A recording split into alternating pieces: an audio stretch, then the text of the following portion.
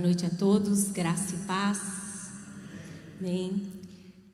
Vou falar aquilo que Deus colocou ao meu coração nesta semana. É algo que Deus tem falado ao meu coração há muito tempo. E eu quero, o nosso texto base aqui é Atos 9, 36 a 42. É um texto tão extenso, mas eu peço que você, ao chegar da sua casa, você abra a sua Bíblia, ou amanhã, de manhã, e leia essa história. Uma história tão rica, tão maravilhosa desta mulher. E ao longo de toda a história humana, nós podemos ver que grandes homens, grandes mulheres, deixaram um legado para nós. Criaram grandes invenções. Se hoje nós estamos aqui, é porque alguém lá atrás criou a luz, criou a madeira, fez os bancos, o som. Deixaram grandes ideias, grandes atitudes. E mesmo depois que eles partiram, mesmo depois que eles morreram, eles ainda impactam tantas gerações. E a palavra de Deus também, meus queridos, está cheia de exemplos de vidas que fizeram a diferença na vida das pessoas. E deixaram também muitos legados, ensinamentos, e que hoje nos dá um norte, nos dá uma direção, para que nós possamos viver esta realidade também, nos dias de hoje. Amém? E eu quero refletir com vocês hoje, nesta noite, sobre 3 perguntas. Qual a história que nós estamos construindo? A segunda pergunta: como nós seremos lembrados? E que legado a nossa vida cristã está deixando para esta geração? E o que é legado, irmã Elaine? A definição de legado, meus queridos, é uma disposição feita em um testamento para benefício de outra pessoa. É deixar algo de valor ou não para outra pessoa. Um legado pode ser constituído por alguma coisa imaterial. E deixar um legado hoje, como muitos pensam, não é só uma herança familiar, como nós estamos acostumados a ouvir. Não são os bens materiais. Spurgeon, ele diz o seguinte: lembre-se de que a satisfação de um homem está em sua mente, não na quantidade de posses. O que nós vamos deixar de valor, de maior valor, são as memórias afetivas para nossa família. Para nossa família que está aqui representada. É isso que nós vamos deixar. Lembranças daquilo que marcou. Eu falando com a minha irmã hoje de manhã, nós estávamos falando sobre memórias. Memórias que nós plantamos, memórias que nós muitas vezes criamos na vida das pessoas, na vida da filha dela que tem 8 anos. São memórias que nós criamos. Algo que marcou a nossa infância são as nossas emoções. Se eu falar para você aqui, se eu perguntar para o pastor, falar assim: você lembra, está ali com a mãe dele, você lembra da sua infância, algo que marcou, algo que ficou na memória dele? Ele vai levantar e vai falar: eu me lembro do feijão da minha mãe, eu me lembro do cheiro do perfume, quando nós sentimos o cheiro, nós lembramos lá do passado, lá quando nós éramos criança. São memórias que são plantadas, são memórias que são criadas.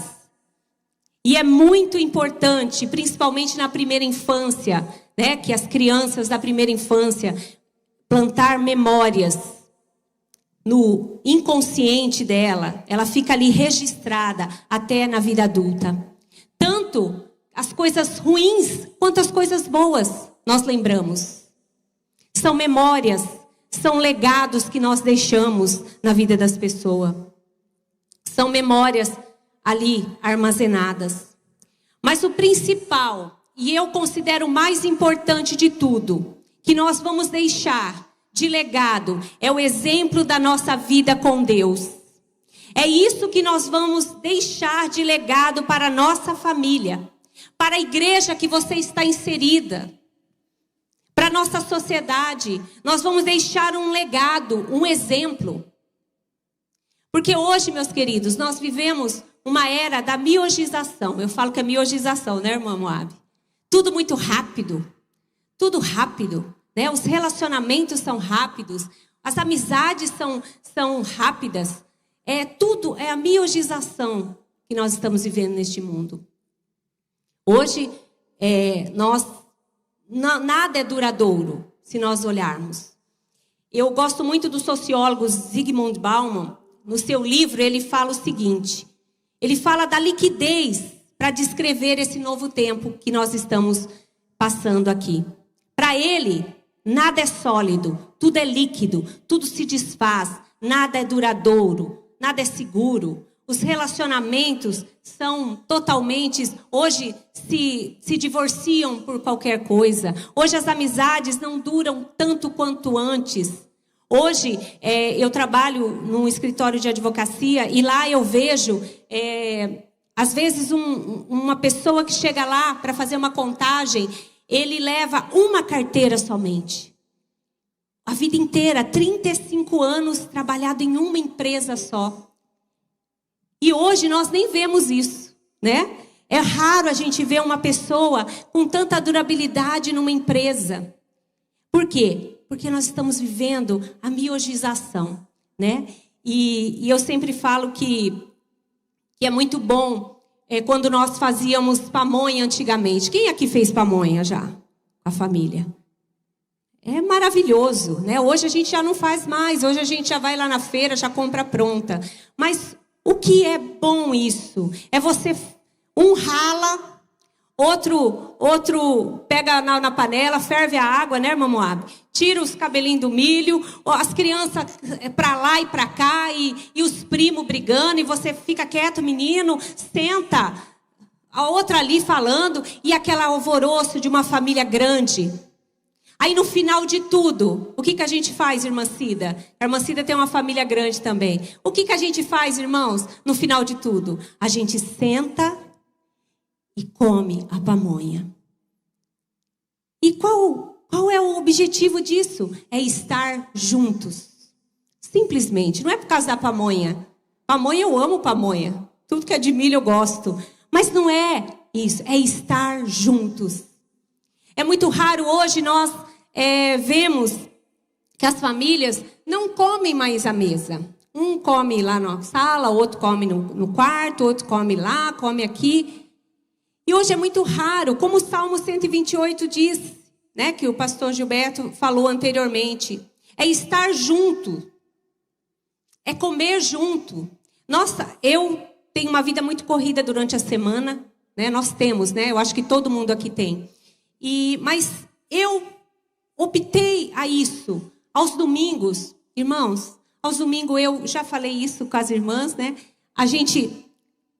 Eu arrumo a mesa, eu coloco a melhor toalha, eu coloco o melhor prato, eu coloco taça, viu, irmãs? Coloco taça. Sabe para quê? Às vezes, para comer ali, um arroz com ovo.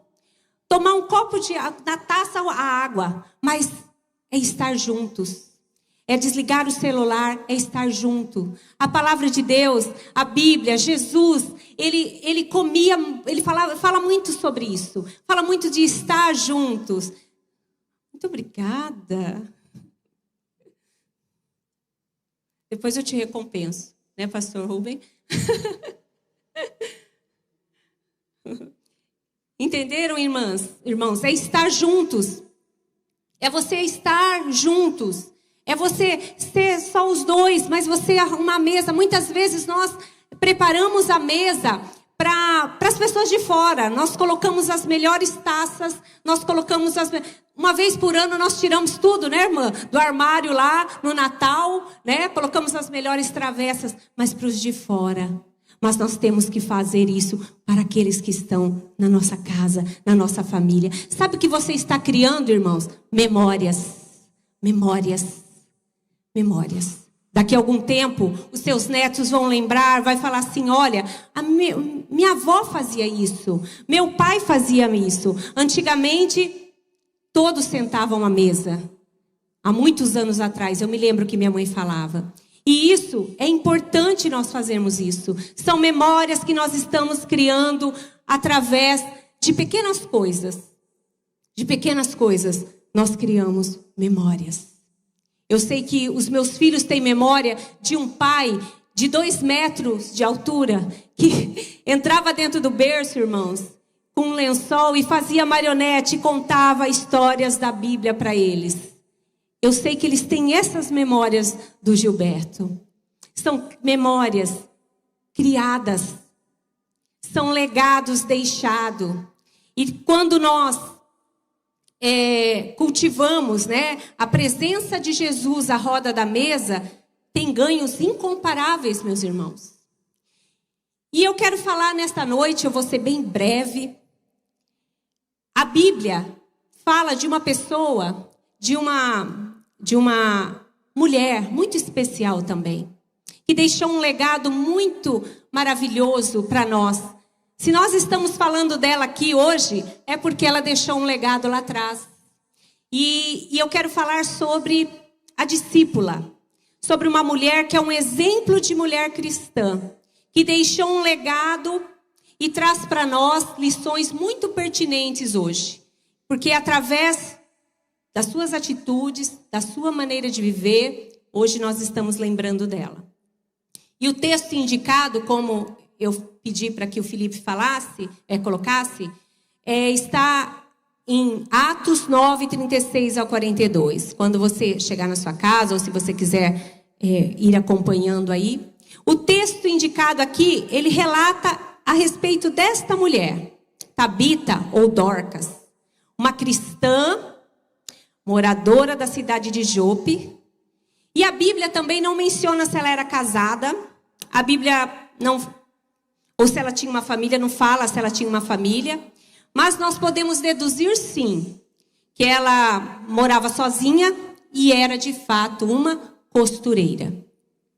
E é interessante nós pensarmos no contexto que aconteceu esse fato aqui, meus irmãos.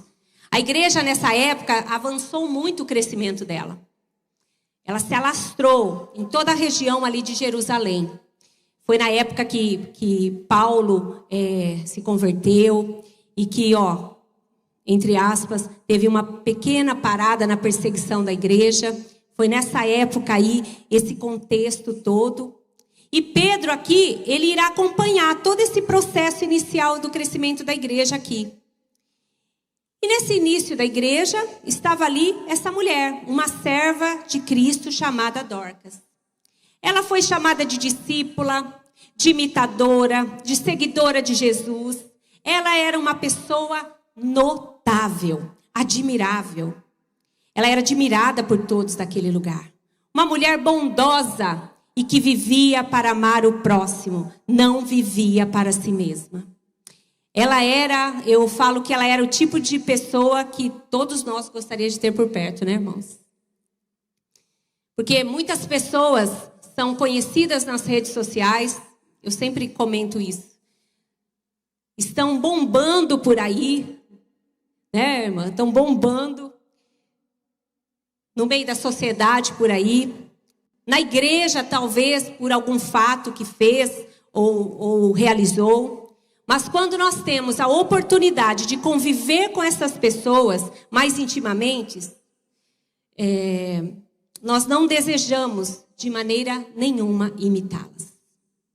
Spurgeon, ele fala uma frase que eu gosto muito. Ele fala que o principal sermão da nossa vida seja pregado pela nossa conduta. E essa mulher aqui, ela se dedicava a praticar boas obras. Ela era uma mulher plena, ela era uma mulher repleta. Ela costurava ali as túnicas, fazia as túnicas, os vestidos, e ela doava, especialmente para as viúvas, para os órfãos. E muitos foram atingidos através dessas obras por ela. Ela servia, ela se compadecia por eles, dava o seu tempo, ela sofria junto, ela sentia junto. Só que as condições das viúvas, naquela época, era diferente de hoje, né, irmãos? Hoje elas têm direitos, né, irmãs? Graças a Deus por isso, adquiriram direitos. Mas naquela época não. As viúvas, os seus filhos órfãos, era um contexto de extrema necessidade. Eles viviam mesmo à margem ali. Eles viviam invisivelmente socialmente. Né? Invisíveis socialmente.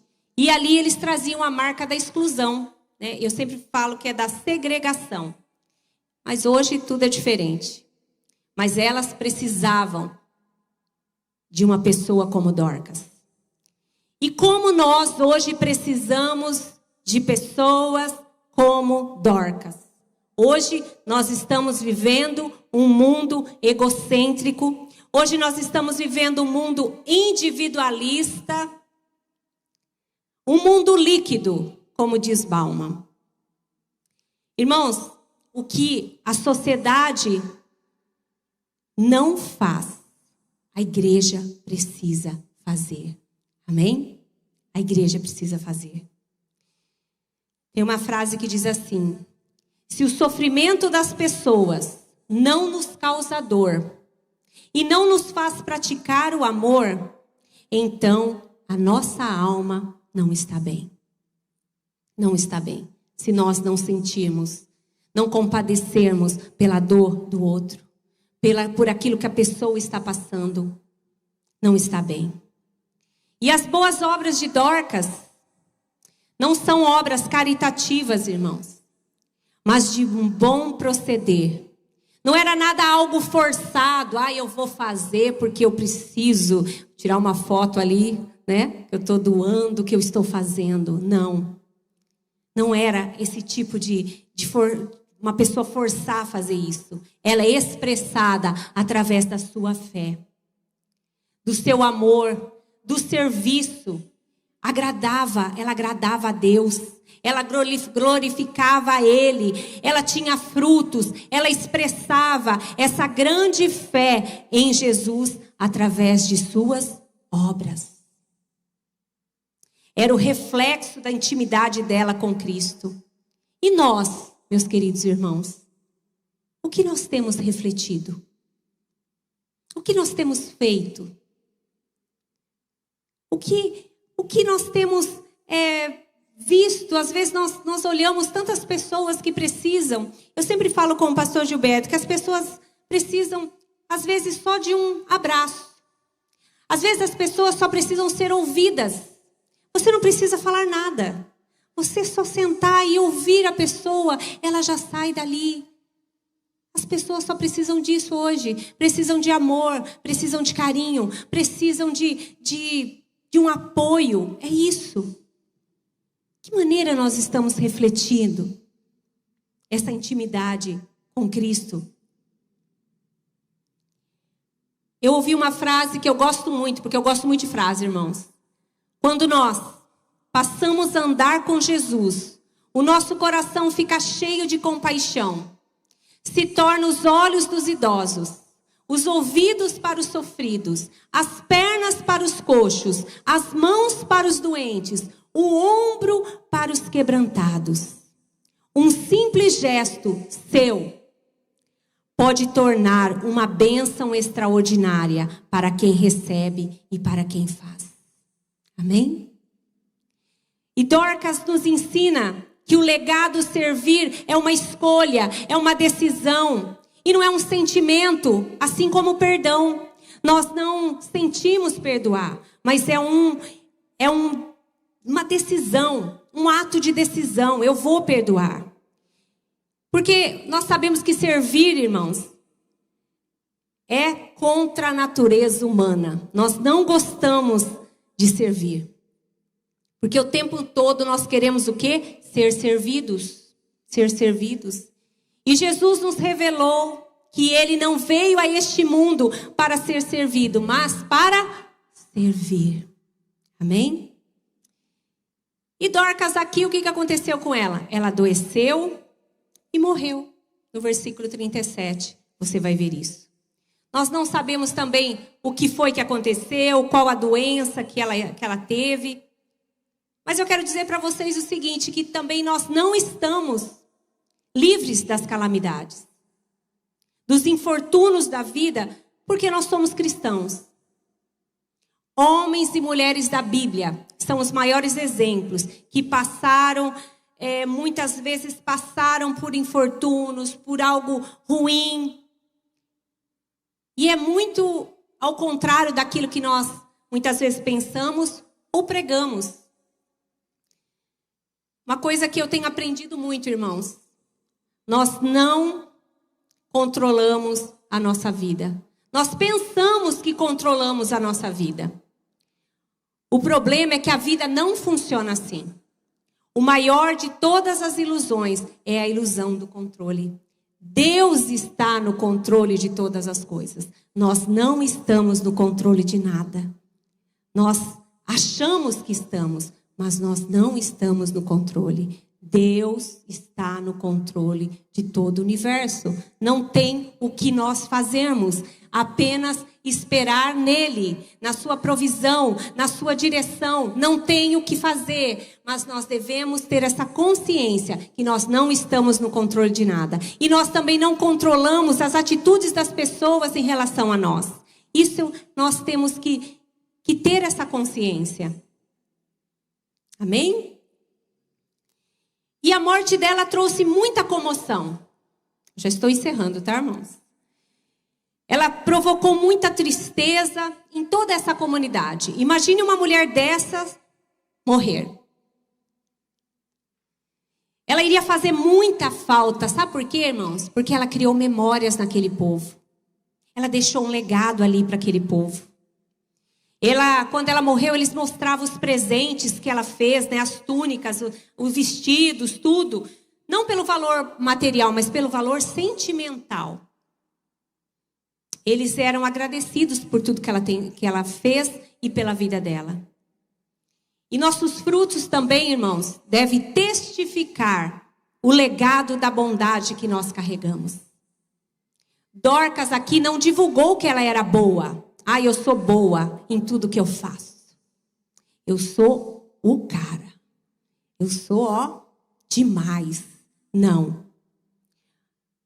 Mas ela, através dos seus atos, muitas vezes silenciosos, ela testificava a sua bondade. A nossa família, a nossa comunidade, a igreja que você está inserida aqui hoje, as gerações futuras, como será que vão lembrar de cada um de nós? Como será que eles vão lembrar de nós, a nossa família? Ou eles vão lembrar assim, lembra daquela irmã? Nossa, aquela irmã que sentava ali, naquele banco. Pastor Rubio deve ter muitas histórias, né? Aquele banco ali, lembra dela? Que bênção. Lembra quando ela cantava aqui? Lembra quando aquele irmão tocava? Que bênção. Que maravilha quando ele abria a boca para falar. Olha, lembra daquela pessoa. Lembra do meu avô, lembra da minha avó, da minha mãe. Lembra dela. Eu lembro dela com tanta saudade. Lembro dela do meu pai com tanta saudade. De que maneira as pessoas vão lembrar de nós? Ou, não. Lá vem, lembra daquela pessoa? Meu Deus do céu. Ou pessoa trabalhosa. Ou pessoa tóxica. Parece que quando nós nos reuníamos na família, ela chegava, vinha uma nuvenzinha preta assim com ela, né, irmãos? Igual que esses desenhos animados. De que maneira nós vamos lembrar? De que maneira sua esposa vai lembrar de você, irmão? De que maneira o seu esposo vai lembrar de você, né, pastor Milton? De que maneira, irmãos e irmãos? Os seus filhos vão lembrar de você quando você partir. De que maneira? Olha, meu pai, nossa, meu Deus, aquele homem, aquela mulher. Ou você vai lembrar, nossa, aquela mulher é uma mulher de fé. Aquela mulher é uma mulher incrível. Minha mãe era uma mulher incrível, uma mulher de Deus, uma mulher maravilhosa. A minha esposa, ela era maravilhosa. De que maneira nós vamos ser lembrados? E no versículo 38 e 39, mandaram chamar Pedro. Prepararam o corpo dela e não enterraram. Colocaram no lugar alto, né, separado, né, como de costume. Prepararam o corpo ali e tal. E uma coisa interessante que eu vi, eles pediram, vai e chama o Pedro. Porque ele estava pertinho ali, numa cidade chamada Lida. E pediram ainda que ele não demorasse. Se você vê no corpo, não demore, vai logo chamar o Pedro. E geralmente, quando nós corremos para chamar alguém, é quando a pessoa está viva, não é verdade? A pessoa está viva, você sai correndo pedindo socorro, você para, corre, né? Pede ambulância, pede. Mas quando ela já estava morta, e mesmo assim eles falaram, chama Pedro e corre, e fala para ele vir depressa. Mas ela já estava morta. E é interessante isso. Ela era tão especial, irmãos, que eles não queriam e não se conformavam de perdê-la. E eles chamam Pedro, porque Pedro tem que fazer alguma coisa, Pedro tem que orar, Deus tem que fazer um milagre. E Pedro chegou e pede para todos sair do quarto ali, no versículo 40. Eu acredito que quando Pedro fez isso, na minha concepção, eu acho que ele não queria show, ele não queria espetáculo. Ele orou, não sabemos quanto tempo, não sabemos a oração que ele fez, só sei que ele voltou ao corpo dessa mulher. Ele deu a mão a ela, ajudou a levantar e apresentou ela, olha, está aqui. Essa mulher incrível. Deus fez um grande milagre e a trouxe à vida. E isso tudo foi para a glória e propósito de Deus. Amém? E esse milagre da vida de Dorcas aqui não é uma bênção para ela somente, mas para toda a comunidade, como nós ouvimos a irmã falar semana passada. Quando Deus te abençoa, Ele não está pensando só em você, mas Ele está pensando em mais alguém. Amém? É sempre assim. E eu quero finalizar. E essa notícia aqui espalhou tanto. E muitos, através desse fato aqui, eles foram alcançados pelo Evangelho. Sabe por quê, irmãos? O milagre valida a pregação do Evangelho. Amém? E eu quero finalizar com essas 3 perguntas novamente que eu fiz anteriormente no começo. Qual a história? Que memória que nós estamos construindo, meus queridos? Como será que nós seremos lembrados? E que legado a nossa vida cristã está deixando a nossa família para essa geração? Eu quero que você pense nisso. Como disse a escritora cristã Carrie Boom, deve ser essa a tradução, não sei. Essa mulher, ela ajudou a salvar a vida de muitos judeus quando ela escondeu eles dos nazistas ali na Segunda Guerra Mundial. Ela disse o seguinte: a medida de uma vida não é a sua duração, mas é a sua doação. Amém? O que vai permanecer, meus queridos, nas memórias afetivas é o que fizemos para Deus e se nós cumprimos o propósito para o qual Ele nos criou. Por isso, meus queridos irmãos, vamos pensar em como nós gostaríamos de sermos lembrados. E que legado, quando você partir desta terra, quando for morar com Deus. E o que nós temos feito para atingir este objetivo agora? Que Deus abençoe sua vida, que Deus abençoe a sua família também. Amém?